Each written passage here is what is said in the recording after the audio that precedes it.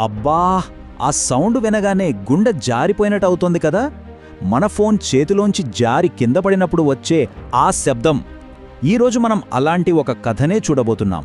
ఒక Realme C21Y phone పగిలినప్పటి నుంచి మళ్ళీ కొత్తదానిలా ఎలా మారిందో చూద్దాం.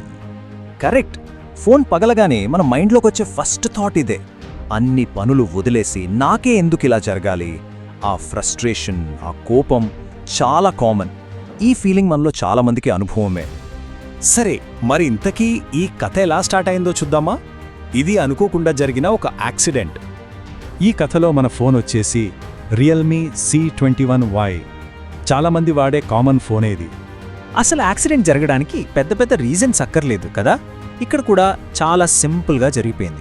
కస్టమర్ ఏం చేశారంటే ఫోన్కి ఛార్జింగ్ పెట్టి ఆ ఛార్జర్ అడాప్టర్ పైనే ఫోన్ని పెట్టేశారు. అంతే, ఏదో నోటిఫికేషన్ వచ్చి ఫోన్ వైబ్రేట్ అయ్యింది. మెల్లగా జరిగి టప్ మని కింద పడిపోయింది. మనం చాలాసార్లు చేసే చిన్న పొరపాటే ఇది. ఇక ఫోన్ కింద పడ్డాక ఏమవుతుందో మనందరికీ తెలుసు. రిజల్ట్ ఏంటో ఊహించొచ్చు. కళ్ల ముందు కనిపించేది ఒకటే, పగిలిపోయిన డిస్ప్లే. ఇక్కడ మనం ఒకటి గమనించాలి. ఫోన్ ఫ్లాట్గా పడలేదు, సరిగ్గా ఒక కార్నర్ మీద బలంగా తగిలింది. ఆ ఇంపాక్ట్ పాయింట్ నుంచే చూసారా, మొత్తం క్రాక్స్, స్క్రీన్ అంతా పాకేశాయి. అందుకే గొరిల్లా గ్లాస్ లాంటి ఉన్నా సరే కార్నర్లో దెబ్బ తగిలితే చాలా డేంజర్. ఎందుకంటే ప్రెషర్ అంతా ఒకే చిన్న పాయింట్ మీద పడుతుంది. సరే, ప్రాబ్లం అయితే వచ్చింది. ఇప్పుడు సొల్యూషన్ వెతకాలి. మరి ఆ కస్టమర్ మన దగ్గరికే ఎందుకు వచ్చారు? బయట చాలా షాపులు ఉన్నాయి కదా. ఆ నమ్మకం వెనుకున్న కారణమేంటో చూద్దాం. ఇంట్రెస్టింగ్ విషయం ఏంటంటే ఆ కస్టమర్ రెగ్యులర్గా మన వీడియోస్ చూస్తారంట. సో మన వర్క్ మీద ఒక నమ్మకం ఏర్పడి ఫోన్ పగలగానే ఇంకెక్కడికి వెళ్లకుండా డైరెక్ట్గా మన స్టోర్కే తీసుకొచ్చారు. డిస్ప్లే మార్చాలి అని అడిగారు. ఒక కస్టమర్ అంత నమ్మకంతో మన దగ్గరకొచ్చినప్పుడు దాన్ని నిలబెట్టుకోవడం మా రెస్పాన్సిబిలిటీ. సరే, ఇక ఆ రిపేర్ ప్రాసెస్ ఎలా జరిగిందో స్టెప్ బై స్టెప్ చూసేద్దాం. రిపేర్ అంటే సింపుల్గా పాతది తీసి కొత్తది పెట్టడం కాదు. ఫస్ట్ స్టెప్, ఫోన్ని చాలా జాగ్రత్తగా ప్రాపర్ టూల్స్తో ఓపెన్ చేయాలి.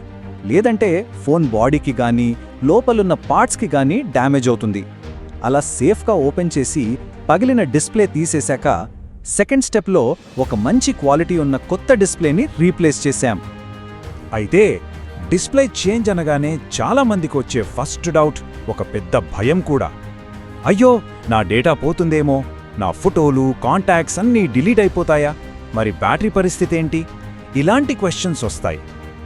ఈ క్వశ్చన్కి మా ఆన్సర్ చాలా క్లియర్ అండ్ సింపుల్. 100% సేఫ్. ఎందుకంటే మీ డేటా అంతా ఉండేది ఫోన్ మదర్బోర్డ్లోని స్టోరేజ్ చిప్లో. మనం మార్చేది ఓన్లీ డిస్ప్లే ప్యానెల్. సో దానికి దీనికి డైరెక్ట్గా ఎలాంటి సంబంధం లేదు. కాబట్టి మీ డేటా, బ్యాటరీ అన్నీ సేఫ్గా మునుపట్లాగే ఉంటాయి. ఓకే, రిపేర్ అయితే అయిపోయింది. ఇప్పుడు అసలైన రిజల్ట్ టైం. కస్టమర్ రెస్పాన్స్ ఎలా ఉంది? వాళ్ళు హ్యాపీగా ఫీల్ అయ్యారా లేదా చూద్దాం. మనం ఫోన్ని వాళ్ల చేతికి ఇవ్వగానే వాళ్ళు అన్నీ చెక్ చేసుకున్నారు.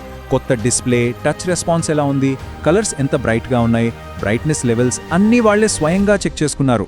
ఆ క్వాలిటీ చూశాక వాళ్ల ఫేస్లో ఒక సంతృప్తి క్లియర్గా కనిపించింది. సో ఒక చిన్న యాక్సిడెంట్తో మొదలైన ఈ స్టోరీ ఒక హ్యాపీ ఎండింగ్కి వచ్చింది.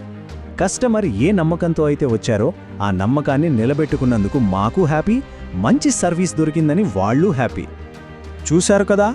ఒకవేళ మీకు కూడా ఇలాంటి ప్రాబ్లం ఏదైనా వస్తే టెన్షన్ పడకండి. స్క్రీన్ మీద కనిపిస్తున్న నంబర్కి కాంటాక్ట్ అవ్వండి. మీ ఫోన్కి కూడా ఒక కొత్త లైఫ్ ఇవ్వచ్చు.